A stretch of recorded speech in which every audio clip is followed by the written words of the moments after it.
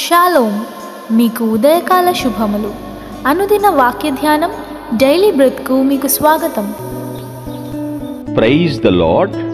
ఈ దినము కొరకు సిద్ధపరచబడిన దేవుని వాక్యము యోహాను సువార్త 1వ అధ్యాయము 29వ వచనం.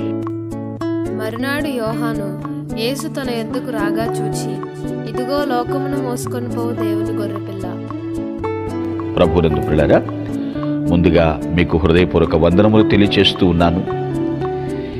ఇక్కడ బాప్తిస్మమిచ్చి యోహాను యేసుక్రీస్తుని చూచి సాక్ష్యమిస్తున్నటువంటి మాటలు పాత నిబంధన గ్రంథములో వర్ణించినటువంటి బలులు గొర్రెపిల్ల అనే మాటకు గుర్తుకు తెస్తూ ఉంది. యేసుక్రీస్తుని బలవబోతున్నటువంటి గొర్రెపిల్లగా మాట్లాడుతున్నాడు. అంటే దేవుడు పాపాలను తీసివేసేందుకు యేసు ప్రభువుని బలిగా చేస్తాడు అని యోహాను ఉద్దేశిస్తూ మాట్లాడుతున్నాడు. ఈ బలి పాత నిబంధన బలుల్లాగా ఏదో కేవలం ఇజ్రాయేలులోని వ్యక్తుల కోసమే కాదు, ఇజ్రాయేలు జాతి అంతటి కోసం మాత్రమే కాదు. యేసుక్రీస్తు బలైపోయేది ఎందుకంటే ఆయన ఎందుకు సిలువనెక్కి మరణించాడు, ఎవరి కోసం అంటే ఇది మానవ జాతి అంతటి కోసం. యేసు ప్రభువారు మానవ పాపాన్ని దేవునికి మనిషి చెల్లించాల్సిన రుణాల భారం అంతటినీ తీసివేశాడు.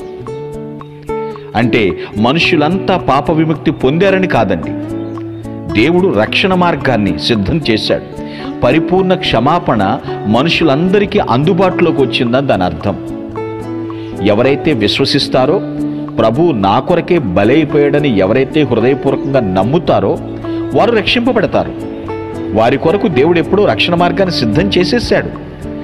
పాపక్షమాపణ పొందటానికి మార్గం సరళం చేశాడు, అందుబాటులోకి తీసుకొచ్చాడు. ఆ విషయాన్ని, ఆ సత్యాన్ని ఇక్కడ బాప్తిస్మిచ్చి యోహాను మాట్లాడుతూ ఉన్నాడు. ఆయన లోక పాపం అంతటినీ మోసుకొని పోవటానికి వచ్చిన దేవుని గొర్రెపిల్ల. కొందరైతే చాలా వైరాగ్యంగా పాపమేంటండి, పాపం ఎక్కడుందండి పాపం అని మాట్లాడుతూ ఉంటారు.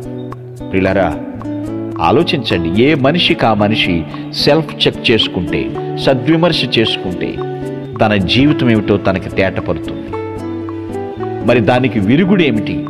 ఆ తప్పుడు విధానాలు కొట్టివేయబడటం ఎలా అంటే, క్రీస్తు నీ కొరకు నువ్వు జన్మించక ముందే ఆయన భూమి మీదకి వచ్చి జీవితము జీవించి మానవులతో సహవాసం చేసి మానవులందరి బలహీనతలు ఎరిగి మానవులందరి పాపముల నిమిత్తం కడుగుట కొరకు ఆయన పరిశుద్ధ రక్తాన్ని చిందించాడు.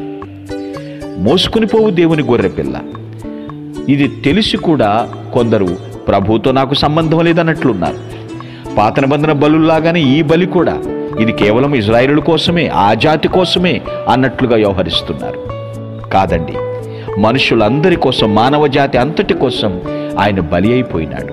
ఈ సత్యాన్ని నమ్మిన వారు ఇంకా ఏ బలులు ఇవ్వకుండా, వారికి వారు ఆత్మబలులు చేసుకోకుండా, వారి ఆత్మహత్యలు చేసుకోకుండా, దేవుడు నీ కోసం మరణించి సమాధి గెలిచి తిరిగి లేచాడని నమ్మితే ఆ రక్షకుడే నీ జీవితానికి జగద్రక్షకుడుగా నిలిచి ఉంటాడు.